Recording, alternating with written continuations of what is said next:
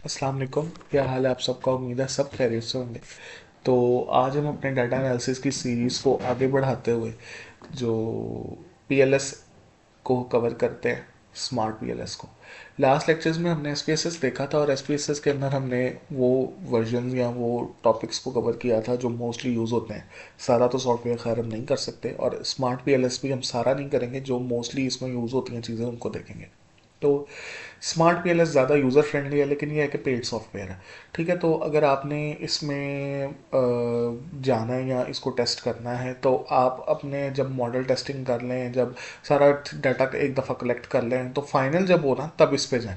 ठीक है, क्योंकि ये सिर्फ 30 दिनों का ट्रायल वर्जन फ्री है, उसके बाद आपको पेड लेना पड़ेगा, और अगर आपने पेड ना लिया तो फिर ये दोबारा इंस्टॉल भी नहीं होगा आपके लैपटॉप में ना। तो इसकी तरफ जाते हैं, ये इसका आइकन है, इसको क्लिक करके इस तरह ओपन कर लें। तो ये इसका एक इंटरफेस इस तरह ओपन हो जाएगा। मैंने आपको बताया था कि अगर नॉर्मेलिटी अजम्पशन फुलफिल होती है तो हम पैरामेट्रिक टेस्ट लगाते हैं, और अगर नॉर्मेलिटी अजम्पशन फुलफिल नहीं होती तो हम नॉन पैरामेट्रिक टेस्ट लगाते हैं। C B S E M parametric version है स्मार्ट पी एल एस का, और P L S S E M ये नॉन पैरामेट्रिक वर्जन है। C B S E M सिर्फ एक्सप्लोरेटरी फैक्टर एनालिसिस और confirmatory factor analysis करने के काम आता है। मॉडल टेस्टिंग इस पे नहीं हो सकती, मॉडल टेस्टिंग सिर्फ P L S S C M पे हो सकती है। तो एक जो रिस्ट्रिक्शन है ना कि डाटा की नॉर्मेलिटी फुलफिल होगी तभी स्ट्रक्चर इक्वेशनल मॉडल लगेगा, वो तो यहाँ पे खत्म होगी। और ये बहुत शुक्र है, क्योंकि एमॉस के अंदर मेजर लिमिटेशन ही ये थी कि आप एमॉस लगा ही नहीं सकते जब तक डाटा नॉर्मल ना हो। ठीक है, तो कई बंदे होते हैं वो आउटलायर भी डिटेक्ट कर देते हैं, उनको रिमूव भी कर देते हैं, सब कुछ हो जाता है, लेकिन फिर भी उनकी नॉर्मेलिटी फुलफिल नहीं होती, तो वो क्या कर सकते हैं फिर। तो इसलिए पीएलएस आपको ये ऑप्शन देता है, यहाँ आप स्ट्रक्चर इक्वेशनल मॉडल जो है वो लगा सकते हैं। अब हम C B S C M की तरफ जाते हैं, लेकिन उससे पहले मैं आपको बता देता हूँ कि डाटा फाइल इंपोर्ट कैसे करनी है और कैसे क्या करना है। न्यू प्रोजेक्ट पे जाके यहाँ नेम पे आपने जाना है और कुछ भी नाम यहाँ रखते हैं। मैं लिख देता हूँ पेपर एनालिसिस। ठीक है, क्रिएट हो गया। यहाँ पे जाके import data file, import data file में अपनी कोई भी डाटा फाइल जिसको आपने टेस्ट करना है यहाँ इंपोर्ट कर ले। मैं अपने थीसिस की डाटा फाइल यहाँ इंपोर्ट कर लेता हूँ। ठीक है, हो गई। अब सिंपली आपने क्या करना है, C B S C M पे जाएं। ठीक है, और यहाँ से सेव करके इसको ओपन कर लें।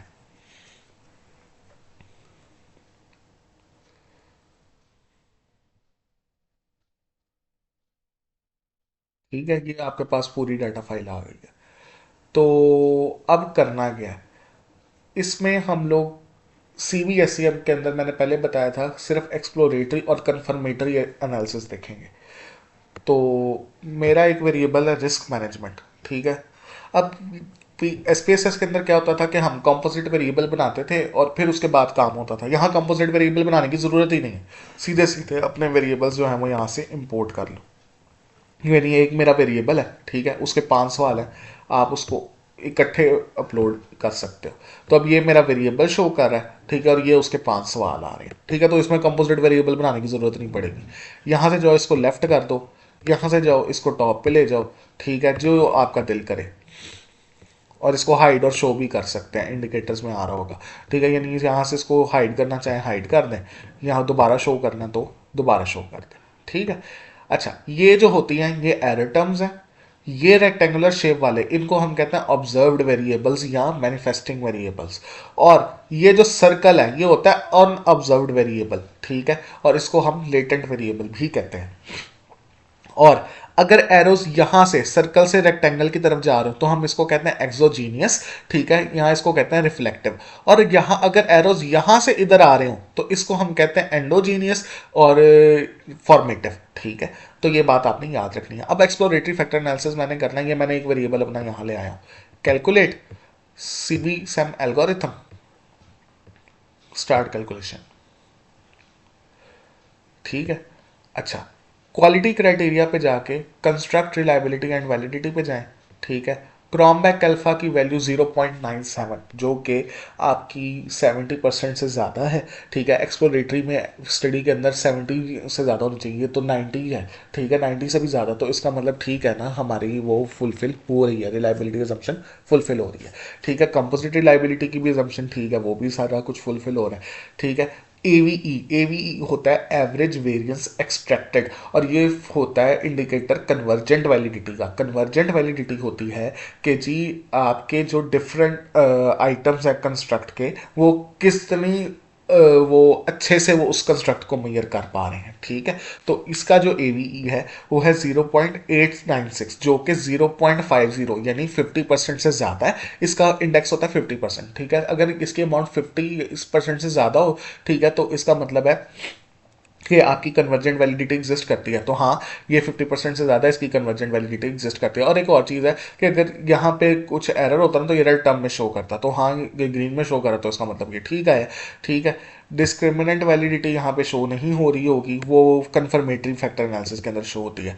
मॉडल फिट के अंदर चले जाएं, तो मॉडल फिट के अंदर ये हमारा जो है वो चाय स्क्वायर है, ठीक है, और ये जो है डिग्री ऑफ फ्रीडम है। जब चाय स्क्वायर को डिग्री ऑफ फ्रीडम पे डिवाइड करते हैं ना, ठीक है, तो आपके पास ये रेशो आती है, ठीक है, चाय square divide by D F, और हम इसको रिपोर्ट करते हैं। अगर ये रेशो 3.5 से कम हो, ठीक है, तो आपका जो है वो मॉडल गुड फिट है। तो ये तो इसको इससे डिवाइड किया तो ये आंसर आया, ठीक है। तो 5 से कम है, सॉरी 3.5 से कम है, तो इसका मतलब हाँ ये मॉडल जो है वो गुड फिट है।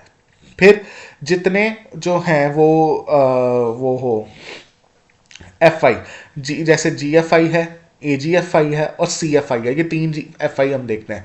जी F I, A ji F I और सी एफ आई, ये जो है वो क्लोजर टू वन होने चाहिए। तो ये सारे के सारे क्लोजर टू वन है, ठीक है। तो इसका मतलब ये भी दिखा रहा है कि मॉडल जो है वो गुड फिट है। और इसके बाद अगर आप देखो तो दो वैल्यूज और आर एम एस ई ए, ठीक है, ये जो है वो 0.05 से कम होना चाहिए, तो ये 0.04, ये भी उससे कम है, ठीक है। तो ये आपको बता रहा है कि ठीक है मॉडल जो है वो गुड फिट है। और S R M R, S R M R जो है ये वाली जो वैल्यू है, ठीक है, अगर ये 0.5 से कम हो तो बहुत अच्छी बात है, ठीक है।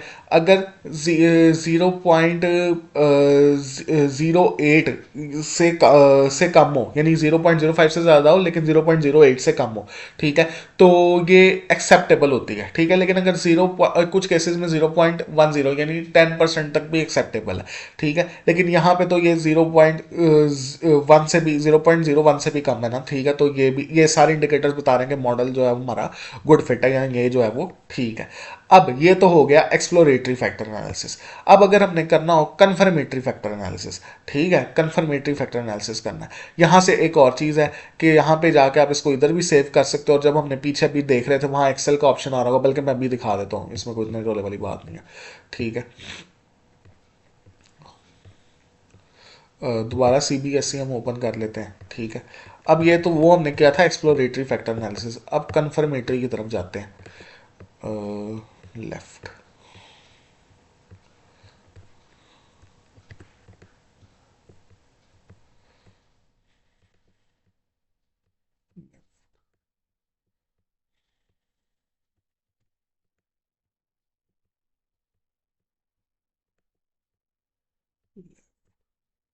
इसको छोटा कर लेते हैं ताकि हमारे पास स्पेस आ जाए।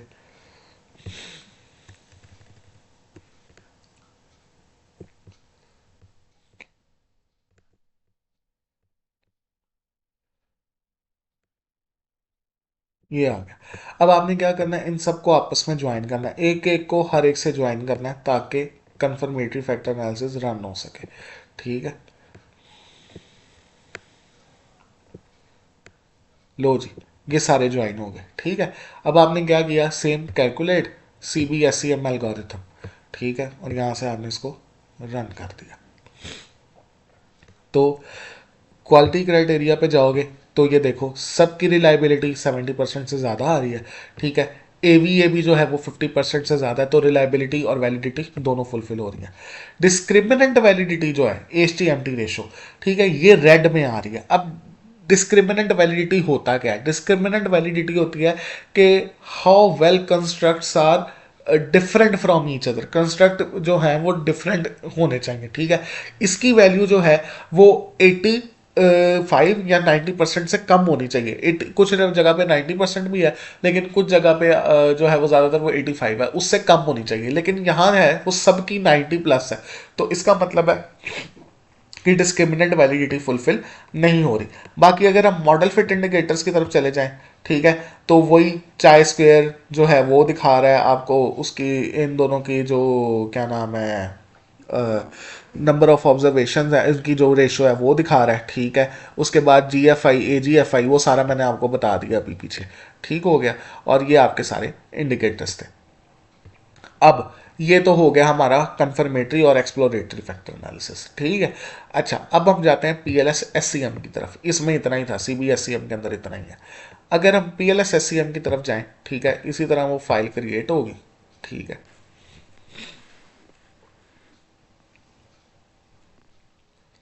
लोडिंग लोडिंग लोडिंग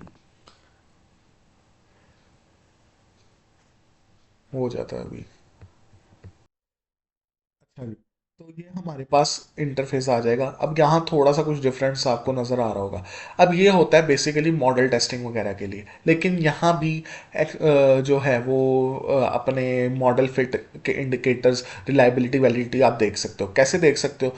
ठीक है, यहाँ पे अगर मैं इस वेरिएबल को एक तो इंपोर्ट करके आपको एक चीज़ दिखा दूँ कि ये देखो, यहाँ पे एरर टर्म्स शो नहीं हो रही होंगी। क्यों नहीं हो रही होंगी? क्योंकि नॉन पैरामेट्रिक वर्जन है, यहाँ पे एरर टर्म्स का काम ही नहीं है। ठीक है, उसने नॉर्मेलिटी को देखना ही नहीं है। ठीक है, तो आप उसको इग्नोर भी कर सकते हो।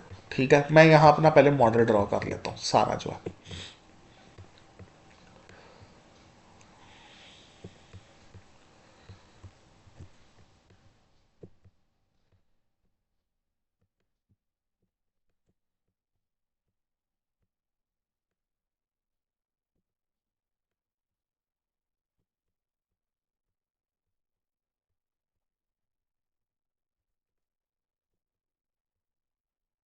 ये मेरा मॉडल था। रिस्क मैनेजमेंट का इफेक्ट फर्म परफॉर्मेंस में, बीच में मीडिएशन थी और political intervention as a moderator था। ठीक है, अब आपने क्या करना है, इनको ज्वाइन कर देना है। जब ये ब्लू होंगे तभी कुछ हो सकता है। ठीक है, और मॉडरेशन मेरी इसकी थी। ठीक है, और मैंने डायरेक्ट इफेक्ट भी देखना है, तो मैं डायरेक्ट इफेक्ट भी इधर करता हूँ। अच्छा, वो उसने इकट्ठा ही कर दिया। एक मिनट।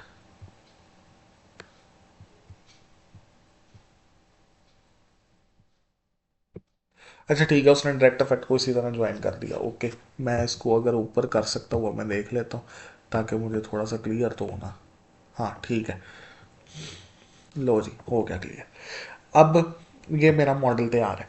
अब मैंने क्या करना है, मॉडल टेस्ट नहीं अभी हम करें, अभी हम ये मॉडल फिट इंडिकेटर्स वगैरह ही दोबारा देखने लगे हैं कि मैं सिर्फ ये दिखाना चाह रहा हूँ कि वो पैरामेट्रिक और नॉन पैरामेट्रिक दोनों वर्जन में है। कैलकुलेट में गए। अब PLS SCM एल्गोरिथम, वहाँ CBSCM एल्गोरिथम था, यहाँ PLS वाला। ठीक है, इसको हम क्लिक करेंगे, स्टार्ट कैलकुलेशन। ठीक है, अगर आप जाओ अपने उसके ऊपर, नीचे थोड़ा सा जाओगे, क्वालिटी क्राइटेरिया, क्वालिटी क्राइटेरिया में इनका आर स्क्वेयर नज़र आ रहा होगा। आर स्क्वेयर हमेशा अपने उसका देखना है, क्या नाम है, डीवी का। डीवी हमारा कितना है, फॉर्म परफॉर्मेंस है। ठीक है। एम एम में मैनेजरियल टर्म को इसलिए शो करा रहा है क्योंकि रिस्क मैनेजमेंट का इफेक्ट उससे हो गए उस पर जा रहा ना, तो असल में उसका भी तो इफेक्ट उस पर पड़ी रहेगी साहब का, वो भी डीवी है, लेकिन हमें पता है वो मीडिएटर है, इसलिए हम सिर्फ अपना ये वाला देख रहे हैं। ठीक है। कंस्ट्रक्ट रिलायबिलिटी एंड वैलिडिटी वो वैसे ही है, देखो से उसमें सबका आ रहा है। ठीक है। उसके बाद आपका डिस्क्रिमिनेंट वैलिडिटी, डिस्क्रिमिनेंट वैलिडिटी अब पहले से थोड़ी सी बेहतर है। ठीक है, लेकिन वो भी इस वजह से क्योंकि नॉन पैरामेट्रिक वर्जन है ना, इस वजह से। ठीक है। उसके बाद आपका कोलिनैरिटी डायग्नोस्टिक्स। कोलिनैरिटी होता है मल्टी कोलिनैरिटी को जो वो शो करता है। कोलिनैरिटी के अंदर ना आपने ये बात याद रखनी है कि अगर क्या नाम है, अब ये पता है क्या, ये एक एक सवाल का आपस में है। ठीक है, एक एक वेरिएबल का आपस में नहीं है। मल्टीकुलिनैरिटी हम देखते हैं क्या नाम है, एक एक वेरिएबल की आपस में, ये एक एक क्वेश्चन की आपस में है। ठीक है, लेकिन चलो मैं वो भी आपको बता देता हूँ। अगर मल्टीकुलिनैरिटी 0 से 4 के दरमियान हो तो नो मल्टीकुलिनैरिटी। ठीक है। अगर 5 to 9 हो तो माइल्ड मल्टीकुलरिटी, लेकिन हम उसको इग्नोर करते हैं, उसमें हम कुछ करते नहीं है। लेकिन अगर 10 या 10 अबव हो तो स्वेयर मल्टीकुलरिटी, फिर उस केस में हम क्या करते हैं, या तो हम उनको डिलीट कर देते हैं या कंबाइन करके सेम क्वेश्चन बना देते हैं। अब इन सब केस में क्या है, माइल्ड मल्टीकुलरिटी है तो हम एग्जिस्ट तो करती है लेकिन हम उसको इग्नोर कर देंगे, इसका कुछ नहीं हो सकता। ठीक है। और मॉडल फिट इंडिकेटर में सिर्फ एक तो चाय स्क्वायर और एस आर एम आर और एन एफ आई, ये 3 रिपोर्ट होंगे। वहां पे ज्यादा थे तो मॉडल फिट आपको वहीं से देखना पड़ेगा अगर मॉडल फिट का ये कहता है। बाकी इसको आप इधर से इतना ही देख सकते हो, ठीक है।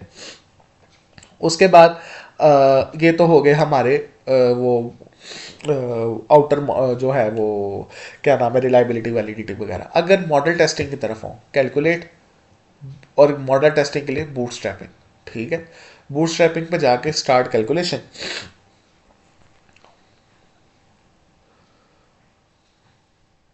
अच्छा, अब ये आपको, आपने क्या करना है, मैं आपको बता रहा हूं। यहां से आपने क्या किया,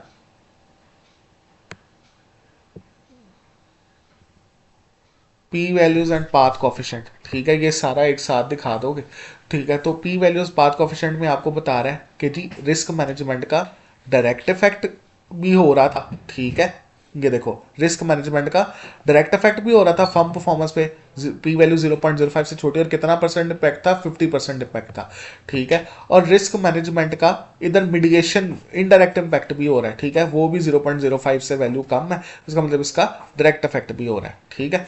फिर और मैनेजेरियल ऑटोनॉमी डायरेक्ट और इनडायरेक्ट इफेक्ट दोनों से है, तो ये कौन सी होगी, वो पार्शियल मिडिएशन होगी, सिग्निफिकेंट मिडिएशन नहीं है, क्योंकि मिडिएशन प्रूफ तो हो रही है ना, ठीक है, लेकिन इसका डायरेक्ट इफेक्ट भी हो रहा था पहले, तो डायरेक्ट इंडायरेक्ट दोनों है, तो इसका मतलब ये पार्शियल मिडिएशन है। और जो पॉलिटिकल इंटरवेंशन है, इसका कोई इंपैक्ट नहीं हो पा रहा रिस्क मैनेजमेंट के ऊपर, ठीक है, तो इसकी मॉडरेशन जो वो प्रूफ नहीं हो रही। इसके अंदर अगर आप जाओगे न्यूमेरिकल वैल्यूज वगैरह देखनी है, ठीक है, तो क्या नाम है इसका, किधर गया, total indirect effects. Total indirect effect पे जाओगे तो ये आपको बता रहा है पॉलिटिकल इंटरवेंशन का एफ पी पे क्या इफेक्ट है, ठीक है, 0.05 से कम है, इसका मतलब कि हाँ पॉलिटिकल इंटरवेंशन जो है वो फर्म परफॉर्मेंस पे इफेक्ट डाल पा रही है। फिर पॉलिटिकल इंटरवेंशन रिस्क मैनेजमेंट की मॉडरेशन है फर्म परफॉर्मेंस में, तो ये नहीं है, ठीक है। पी वैल्यू 0.6 है जो कि 0.05 से ज्यादा है, इसका मतलब इसकी मॉडरेशन नहीं है। और आर एम का फर्म परफॉर्मेंस में इम्पैक्ट है, हाँ तो इम्पैक्ट है। ये है सिर्फ इनडायरेक्ट इफेक्ट्स का, ये है सिर्फ इनडायरेक्ट इफेक्ट का, ठीक है। लेकिन अगर आपने डायरेक्ट इफेक्ट और इनडायरेक्ट इफेक्ट दोनों देखने हैं, ठीक है, तो टोटल इफेक्ट्स पे चले जाओ। अब ये आपको सारे एक एक का डायरेक्ट और एक एक का इनडायरेक्ट बता रहा होगा, कि ये बता रहा है मैनेजेरियल ऑटोनॉमी का फर्म परफॉर्मेंस पे इम्पैक्ट 0.05 से कम है, हाँ जी है। पॉलिटिकल इंटरवेंशन का फर्म परफॉर्मेंस में इम्पैक्ट है। पॉलिटिकल इंटरवेंशन का मैनेजेरियल ऑटोनॉमी में इम्पैक्ट है। पॉलिटिकल इंटरवेंशन का रिस्क मैनेजमेंट पे इम्पैक्ट, यानी दोनों की मॉडरेशन, फिर फर्म परफॉर्मेंस, ये नहीं है। फिर पॉलिटिकल इंटरवेंशन और रिस्क मैनेजमेंट का मैनेजेरियल ऑटोनॉमी पे, ये भी नहीं है, ठीक है। इन दोनों का मॉडरेशन इम्पैक्ट मैनेजेरियल ऑटोनॉमी पे, ये भी नहीं है, ठीक है। रिस्क मैनेजमेंट का इम्पैक्ट फर्म परफॉर्मेंस पे है, और रिस्क मैनेजमेंट का इफेक्ट मैनेजेरियल ऑटोनॉमी पे है। तो ये इस तरह आपको पता लगेगा कैसे, ये 0.05 से वैल्यू जो छोटी होगी उसका मतलब ये एग्जिस्ट करता है, अगर बड़ी होगी तो एग्जिस्ट नहीं करता। टोटल इफेक्ट्स पूरे मॉडल का बता रहा होगा, और क्या नाम है, जो इनडायरेक्ट इफेक्ट्स हैं वो सिर्फ जो मॉडरेशन मीडिएशन पार्ट्स हैं उनका आपको बता रहा होगा, ठीक है। तो ये इस तरह आपकी मॉडल टेस्टिंग हो जाएगी। मॉडल टेस्टिंग हो गई, ठीक है। तो इसके बाद आपने क्या करना है, आपने अगला जो हम अपने मॉडल को टेस्ट करने के लिए तरफ जा रहे हैं ना, वो हम लोग कर रहे हैं पी एल एस प्रिडिक्ट, ठीक है। वो क्या है वो मैं भी आपको बता देता हूँ। अभी हम थोड़ा सा ना मॉडल बदलते हैं और इसको भी ना हम एज आ वो ले जाते हैं ज़रा, आई वी अपना एट द लेफ्ट, ठीक है। अच्छा, एक और चीज़ मैं पहले अभी आपको दिखा ही देता हूँ। उसको P L S predict run करने से पहले ना, फॉर एग्जांपल हमारे ये दो आईवीज हैं, एक ये पिछले मॉडल में भी आप कर सकते थे, मैंने तो वो उसको रेज कर दिया, इसलिए सिर्फ आपको दिखा रहा हूँ। कैलकुलेट बूटस्ट्रैपिंग, ठीक है।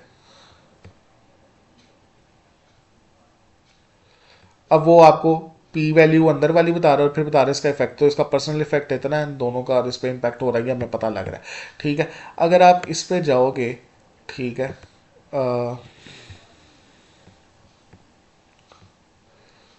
एक मिनट,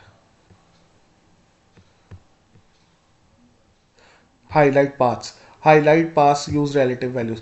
तो ये लाइन जितनी वो होगी ना डार्क या जितनी थिक होगी, इसका मतलब कि उतना इम्पैक्ट डाल दिया, तो दोनों का इम्पैक्ट हो रहा है, दोनों थिक है, तो बस ये दिखाना था। ठीक है, अब आ गया पीएलएस प्रिडिक्ट।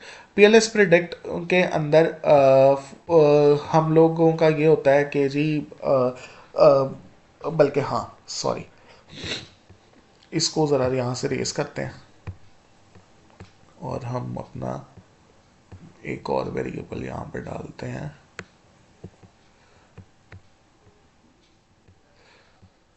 पीएलएस एससीएम खोला, ये हमारा एक आई भी आया, एट द लेफ्ट, और इसके हाइड इंडिकेटर्स कर देते हैं ताकि प्रॉब्लम ना हो। ठीक है, ये हमारा डीवी आ गया।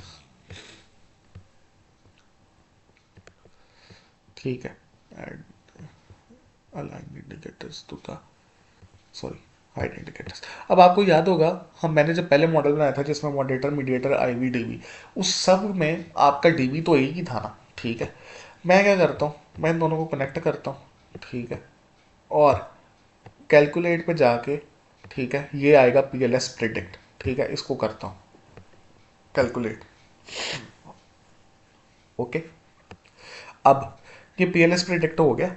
पीएलएस प्रिडिक्ट में आपने जाके देखना है एलबी समरी। ठीक है, आपका आर स्क्वेयर आपको आया होगा, और कहाँ से आएगा मैंने अभी पीछे बताया, आर स्क्वेयर हमने देखा था। ठीक है, जब हमने मॉडल रन किया था आर स्क्वेयर देख लिया। आर स्क्वेयर की वैल्यू को इस क्यू स्क्वेयर की वैल्यू से कंपेयर करना होता है। अगर क्यू स्क्वेयर की वैल्यू आर स्क्वेयर के बराबर हो या उससे उसके करीब तरीन हो, इसका मतलब गुड प्रिडिक्टिव वैलिडिटी। ठीक है, अब अगर तो क्यू स्क्वेयर की वैल्यू 0 से 0.15 के दरमियान हो तो स्मॉल।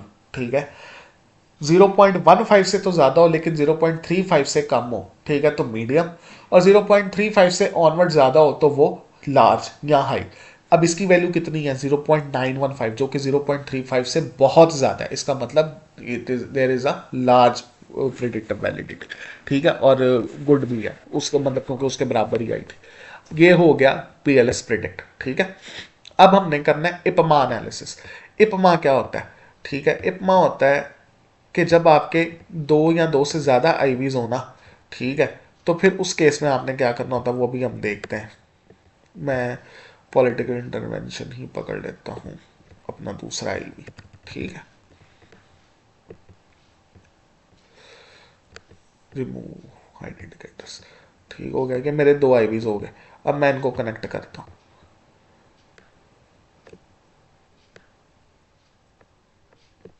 हो गया, यहाँ पे आपने कैलकुलेट पे जाना है, इपमा का नाम से शो हो रहा होगा, इंपॉर्टेंस परफॉर्मेंस मैप एनालिसिस। ठीक है, वो आपने रन कर देना।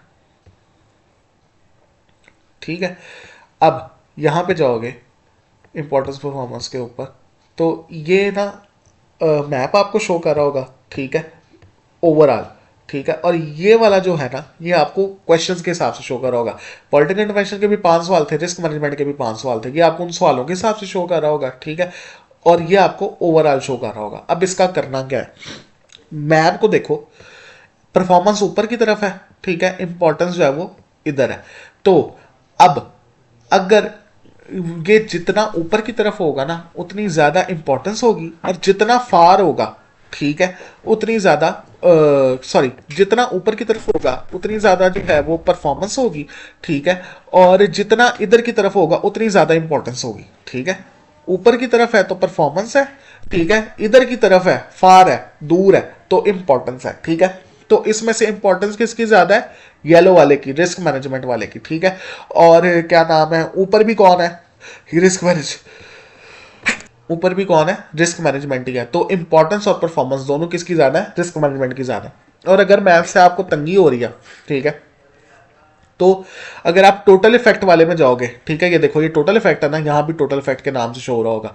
ठीक है, ये आपको बता रहा है इंपॉर्टेंस। ठीक है, तो इसमें किसकी वैल्यू हाई है, पॉलिटिकल इन्वेंशन की के रिस्क मैनेजमेंट की, ऑब्वियसली रिस्क मैनेजमेंट की। ठीक है, तो रिस्क मैनेजमेंट जो है उसकी ज्यादा वो है इंपॉर्टेंस है। ठीक है, और परफॉर्मेंस तो नाम से ही शो हो रहा है, तो इसमें किसकी वैल्यू हाई है, आरएम की। तो रिस्क मैनेजमेंट जो है वो उसकी इंपॉर्टेंस भी ज़्यादा और यहाँ परफॉर्मेंस बता रहा है, ठीक है। तो यहाँ रिस्क मैनेजमेंट की परफॉर्मेंस भी ज़्यादा है और यहाँ रिस्क मैनेजमेंट की इंपॉर्टेंस भी ज़्यादा है, और मैप भी हमें यही बता रहा था। और अगर आप क्वेश्चन वाइज देखना चाहो तो ये क्वेश्चन वाइज बता रहा होगा आपको, ठीक है। ये मैप है उसका, और ये टोटल इफेक्ट भी आपको बता रहा होगा। अब ये रिस्क मैनेजमेंट के सारे एक जगह पे होंगे, ठीक है, और उसके एक जगह पे होंगे। तो ये हमारा इपमा एनालिसिस हो गया। लास्ट पे आता है हमारे पास multi group analysis. Multi group analysis में फॉर एग्जांपल मैं किसी चीज़ का indirect effect as a moderating वो देखना चाह रहा हूँ, ठीक है। इस केस के अंदर आपने याद रखना है कि जी आपका वो जिसका भी मॉडरेटिंग जो है मॉडरेटिंग मिडिएटिंग आपने इधर नहीं डालना कोई भी इनडायरेक्ट इफेक्ट देखने के लिए। अगर पहले आपने मॉडल टेस्टिंग कर रहे हो और कोई मॉडरेशन या मिडिएशन आपने यहाँ डाली हुई है, ठीक है, जिसको टेस्ट करने के लिए आप देख रहे हो, और उसी का आप ग्रुपिंग वेरिएबल बना के इनडायरेक्ट पार्ट के साथ एमवीए करना चाह रहे हो, मल्टी ग्रुप एनालिसिस, तो पहले उसको यहाँ से हटाना पड़ेगा। एमजीए, सॉरी, एमजीए करना चाह रहे हो और एमजीए को करने लगे हो, लेकिन उसको यहाँ पे एज अ मॉडरेटर मीडिएटर डाला हुआ, तो पहले उसको यहाँ से हटाना पड़ेगा, फिर जाके आपका एमजीए रन होगा, ठीक है। अब करना क्या, फॉर एग्जाम्पल मैं इसको सेव कर लेता हूँ, ठीक है। यहाँ पे जाके ना फाइल पे जाके, ठीक है, मैं जनरेट ग्रुप्स, ठीक है, जनरेट ग्रुप्स बनाने के लिए ना फॉर एग्जांपल मैं पहले ना ज़रा अपनी पीएलएस की एसपीएसएस की एक फ़ाइल खोल लेता हूँ, ठीक है, और उसको देखता हूँ एक कोडिंग वगैरह ना, एक मिनट, अभी ओपन हो जाता तो मैं बताता हूँ। अच्छा, ये मेरी फाइल ओपन हो गई है, ठीक है। मैं फॉर एग्जांपल इनडायरेक्ट इफेक्ट देखना चाह रहा हूँ इसके लिहाज से। हाँ, टाइप ऑफ फर्म दो थी।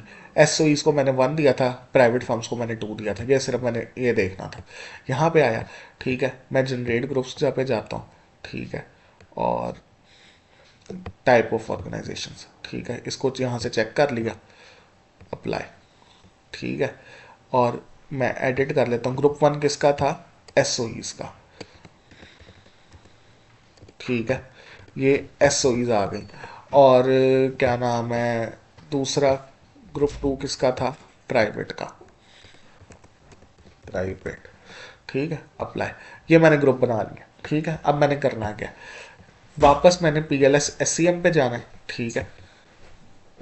अब कैलकुलेट, कैलकुलेट में यहाँ होगा पीएलएस बूटस्ट्रैपिंग मल्टी ग्रुप। हमने जो किया था वो परम्यूटेशन वाला किया था, मैं दोनों के हिसाब से बता देता हूँ, ठीक है। यहाँ पे आप पहले जाओगे, ठीक है। अब इसमें आपने क्या सिलेक्ट करना है, ग्रुप ए में पहला ग्रुप कौन सा था, एसओ। ये ना सिलेक्ट करना कि प्राइवेट पहले है तो हम पहले उसको, नहीं, ग्रुप ए का मतलब पहला ग्रुप, तो पहला ग्रुप हमारा एसओ था, ठीक है। और ग्रुप बी में कौन सा था, हमारा प्राइवेट था, ठीक है। दोनों को सिलेक्ट कर लोगे, ठीक है। स्टार्ट कैलकुलेशन, कैलकुलेशन की तो हमारे पास ये उसने बता दिया है, ठीक है। अब एक मिनट,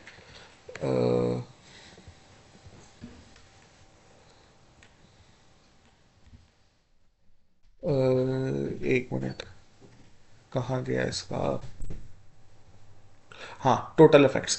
टोटल इफेक्ट्स में अब ये सिग्निफिकेंट अल्फा जो है वो 0.05 से जो है वो क्या नाम है ज़्यादा है, ठीक है। तो वो आपको बता रहा है कि जी इंडस्ट्री नेचर का, पॉलिटिकल इंटरवेंशन का अगर फर्म परफॉर्मेंस में देख रहा हो तो उसमें इंडस्ट्री नेचर का कोई रोल नहीं है, और रिस्क मैनेजमेंट का फर्म परफॉर्मेंस में देख रहा हो उसमें इंडस्ट्री नेचर का कोई यानी टाइप ऑफ फर्म का कोई रोल नहीं है, यानी एसओईज और प्राइवेट फर्म्स का कोई फर्क नहीं है आपस में, ठीक है। अब अगर हम लोगों ने दूसरा वाला रन करते हैं परम्यूटेशन वाला, ठीक है, इसमें ग्रुप ए कौन सा था, एसओईस था, ग्रुप बी कौन सा था, प्राइवेट था, ठीक है। Start calculation,